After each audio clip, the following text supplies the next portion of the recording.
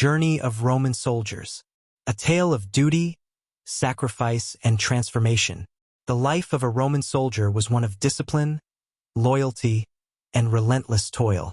From their rigorous training to the brutal realities of battle, the journey of these men defined the might and endurance of the Roman Empire.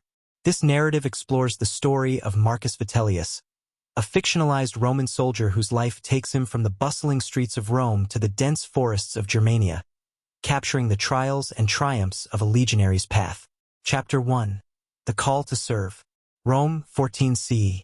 Marcus Vitellius was a blacksmith's son, born in the shadow of the Capitolium, where the gods seemed to watch over the city's bustling streets. As a young man, Marcus dreamed of adventure, glory, and earning his place in the annals of Roman history. One morning, a herald announced the recruitment of soldiers for the northern legions. Germania awaited, the frontier where Rome's dominion was tested against barbarian tribes. For Marcus, it was an opportunity to leave the forge behind and prove himself. His mother wept as he donned the red cloak of a recruit.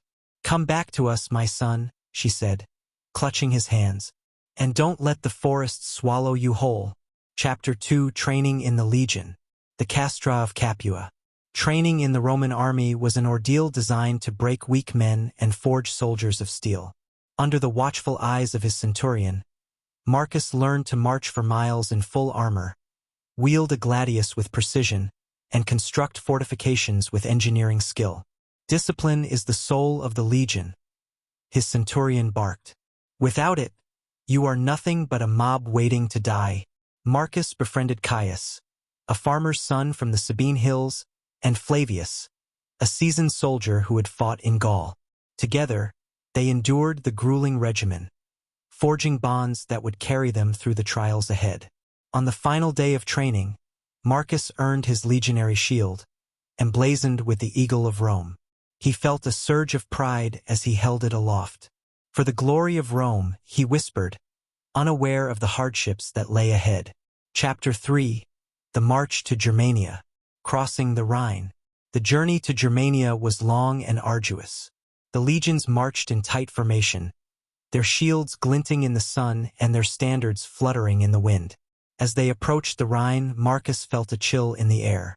The river, wide and unyielding, marked the edge of the known world. The legion crossed on a massive wooden bridge, constructed by Roman engineers. On the other side, dense forests stretched endlessly, their shadows seeming to swallow the light. Flavius leaned over to Marcus. "Welcome to the edge of the empire. Beyond this, there's only death." Chapter 4. The Battle of the Glade. An ambush in the forest. Weeks into their campaign, the legion moved cautiously through Germania's labyrinth of trees. Scouts reported signs of enemy activity, and the soldiers grew uneasy.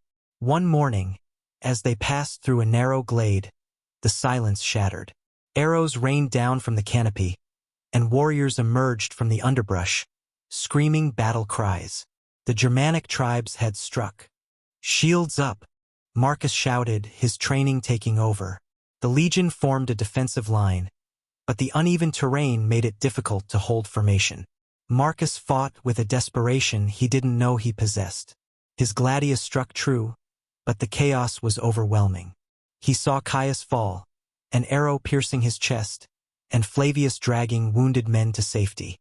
By nightfall, the forest was silent again, littered with the bodies of Romans and Germans alike.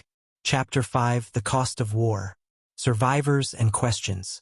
The ambush left the legion battered but alive. Marcus sat by the fire that night, his hands shaking as he cleaned his sword. The faces of the dead haunted him, their cries still ringing in his ears. Flavius, nursing a wound to his shoulder, sat beside him. "This is the reality of war, Marcus. Glory is for the poets. Out here it's survival." Marcus nodded, but his heart ached. He thought of Caius, his friend who had dreamed of returning to his family's farm. What was the cost of Rome's ambition? Were they truly bringing civilization to these lands, or were they just invaders? Chapter 6. The Village. A different perspective. Months later, the legion captured a Germanic village deep in the forest. Marcus was tasked with guarding the inhabitants while the officers interrogated the chieftain. Among the villagers was a young woman, Freya, who glared at Marcus with defiance. "Do you think you're heroes?" she asked in halting Latin. "You burn our homes, kill our people, and call it peace." Her words cut Marcus deeply. He had believed in Rome's mission, but the suffering he witnessed made him question its righteousness. Over time, as he interacted with Freya and the villagers, he began to see the humanity of those he had been taught to call enemies. Chapter 7, the final campaign. The push to the Elbe. The legion's commander, eager to earn glory, ordered a push toward the Elbe River. The soldiers marched deeper into Germania, their morale low and their supplies dwindling. Marcus, now a seasoned soldier, took charge of his cohort when Flavius fell ill. He led with the same discipline he had been taught, but his heart was heavy. He knew they were marching into the unknown. As they neared the Elbe, the tribes united for a massive assault. The Battle of the Elbe was a bloodbath, with neither side willing to yield. Marcus fought valiantly, but the legions were forced to retreat. It was a bitter reminder that Germania was a land unconquered and unconquerable. Chapter 8. Returning home. The end of a journey. After years in Germania, Marcus returned to Rome older and wiser. The city felt both familiar and foreign, its bustling streets a stark contrast to the quiet forests he had left behind. He visited Caius' family, delivering the news of his friend's death. He fought bravely, Marcus said, though the words felt hollow. Marcus never returned to the forge. Instead, he took a post training new recruits, passing on the lessons he had learned.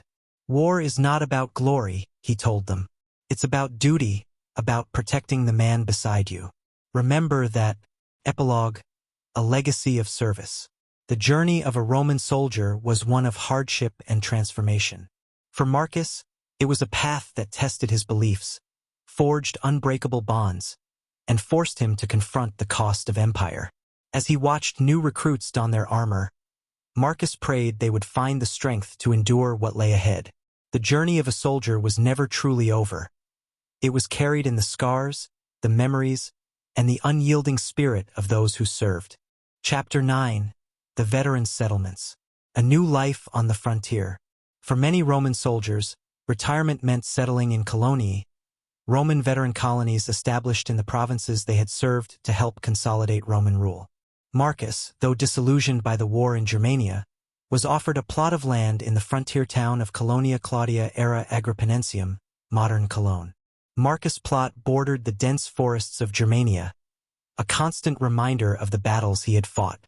Though far from Rome, he found solace in the quiet rhythm of farm life. He planted crops, built a modest home, and began to see the frontier not as a battleground but as a land of potential. One day, a group of Germanic traders arrived at the settlement. Among them was Freya, the woman Marcus had met in the captured village. Recognizing each other, they shared an uneasy but mutual respect.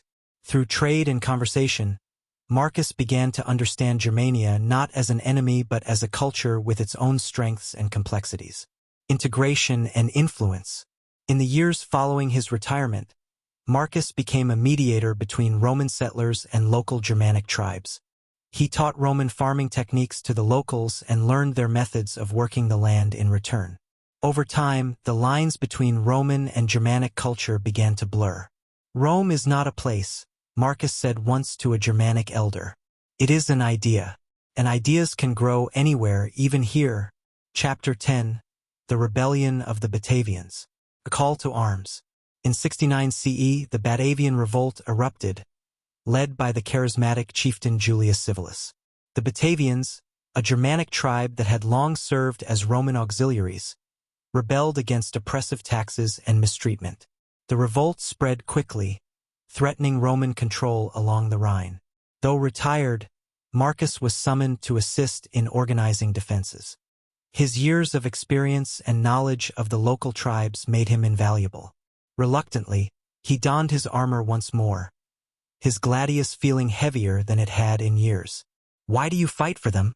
Freya asked when she learned of his decision. "Rome has taken enough from this land," "I fight to protect what we've built," Marcus replied. "Not for Rome, but for the people who live here now, Roman and Germanic alike." A battle of loyalties. The climax of the Batavian revolt came at the Battle of Vetera. Marcus, leading a mixed force of Roman veterans and local recruits, faced the Batavian rebels in a brutal siege. The walls of the Roman fort were battered, and supplies dwindled as the rebels closed in.